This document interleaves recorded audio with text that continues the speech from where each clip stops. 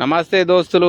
అయితే మా కపిల్ ఫోన్ చేసిండు. ఫోన్ చేసి బండికి లైట్లు మంచిగా వేపియి, రేపు పొద్దున బండి కొనుక్క రావాలి సెకండ్ హ్యాండ్లా అని చెప్పిండు. ఇక ఇక్కడ పాకిస్తాన్ అయిన దగ్గరకు వచ్చి లైట్లు వేపిస్తున్నా. ఒకటి లైట్ ఖరాబ్ అయిపోయింది బాగా.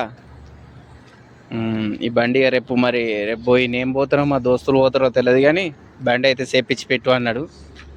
చేపిస్తున్నాయి ఇక మొత్తానికైతే మంచిగా అటు ఇటు అన్ని లైట్లు వచ్చేటట్టు చూసుకోవాలి, లేకపోతే ఇక్కడ పెనాల్టీ ఎత్తారు. 1000 రూపాయల పెనాల్టీ, 500 పెనాల్టీ, ఇట్లా 500 రియాల పెనాల్టీ ఉంటుంది.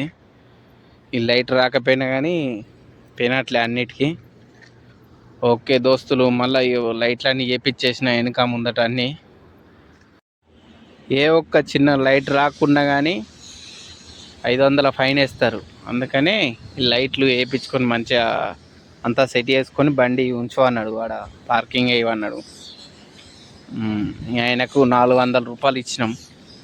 లైట్లు పెట్టినందుకు 400 రూపాయలు తీసుకుంటుండు.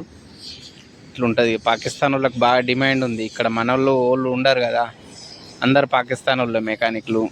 ఇండియాలో ఉన్న అందరూ ఎలక్ట్రీషియన్ నేర్చుకుంటే ఇక్కడ సౌదీలో బండ్లకు ఎలక్ట్రీషియన్ బాగా